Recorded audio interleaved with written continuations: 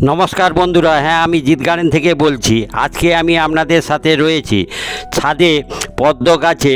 এই সময় একটা দুটো করে ফুল আসা শুরু হয়েছে।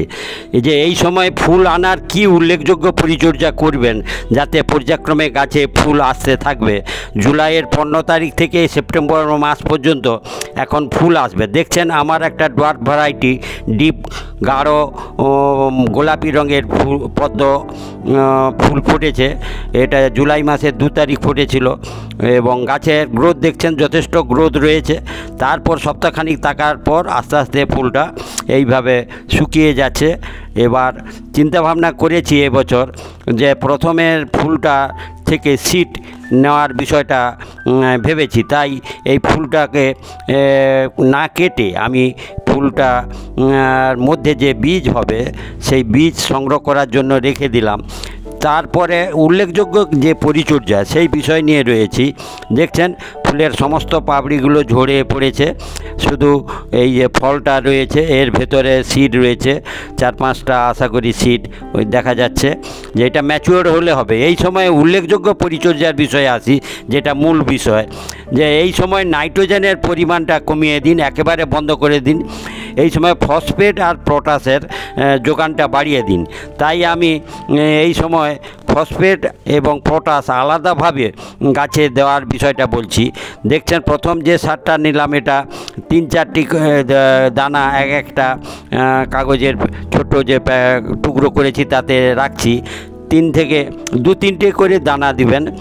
আর ঠিক একইভাবে পাশে যেটা লাল রঙের দেখছেন এটা লাল পটাশ, এটারও 1 চিমটে নিয়ে খুব অল্প পরিমাণ এই 3টে সমভাবে দিলাম। এবং এই 3টে সারের সর্বমোট ওজন হয়তো 2 গ্রাম হবে, খুব পরিমাণে কম দিতে হবে। কিন্তু এতে ফসফেট আর পটাশ আছে, নাইট্রোজেন নেই। নাইট্রোজেনটা দিলে ফুল আসার বিষয়টা না হয়ে গাছ বেড়ে উঠবে। তাই নাইট্রোজেনটা এই সময় বন্ধুরা দিবেন না।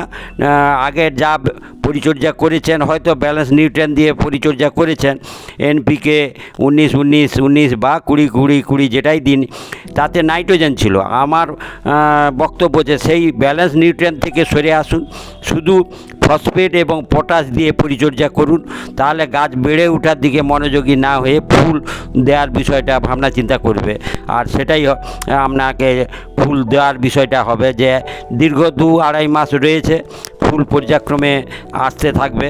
গাছের গ্রোথ যা হওয়ার আগে হয়েছে, এখন ফুল নেওয়ার বিষয়টা, এই উল্লেখযোগ্য পরিচর্যাটা আপনাদের করতে বলছি।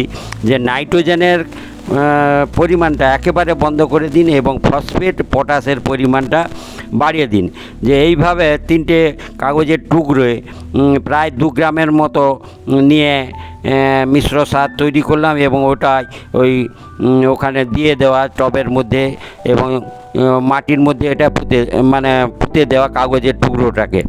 আর তার আগে একটু পরিষ্কার করে নেওয়া, যেগুলো পাতা শুকিয়ে গেছে সেগুলো পরিষ্কার করে দেওয়া, বা হালকা যে শ্যাওলা ভাবটা উপরে আসছে সেটা সরিয়ে দিয়ে পরিষ্কার করা, জলের যে পরিবর্তন করা, সেগুলোর পর্যায়ক্রমে যেমন আগে পরিচর্যা করতেন সেইভাবে করবেন। এবং উপরটা এইভাবে পরিষ্কার করে দেওয়ার পর তারপরে ওই 3 দিকে 3টে যে কাগজের পুড়িয়া করেছি সেইগুলো মাটির মধ্যে ভেতরে এটাকে দিয়ে তারপর আস্তে আস্তে ওই মাটি চাপা দিয়ে দেওয়া।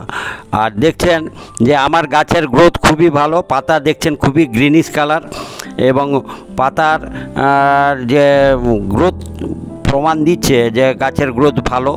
আর ফুল আনার সময় এসেছে, এই সময় এই পরিচর্যাটাই করুন। আর উল্লেখযোগ্য কোনো পরিচর্যা নয়।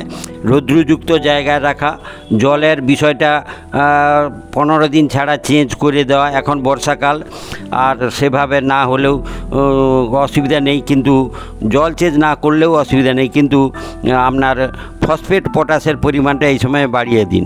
আর পাতা দেখছেন কিছু কিছু পাতার কিনারা হলুদ হয়ে গিয়েছে, এটা দুশ্চিন্তার কিছু নেই। দেখছেন এই পাতাটা খুব কচি, দেখলে বোঝা যাচ্ছে যে এইটা নতুন পাতা এসেছে, গ্রিনিশ ভাব কম। আবার আবার এটা দেখছেন একেবারে ডিপ গ্রিনিশ, কিন্তু পাশে যে পাতাটা দেখাচ্ছি দেখুন, এটা কিনারাগুলো হলদেটে হয়ে গেছে। এটা দুশ্চিন্তার কিছু নেই, এটাই হচ্ছে পাতা ম্যাচুরিটি হয়ে গেছে, বয়স হয়ে গেছে, আস্তে আস্তে পাতাটা শুকনো হয়ে যাবে, নষ্ট হয়ে যাবে।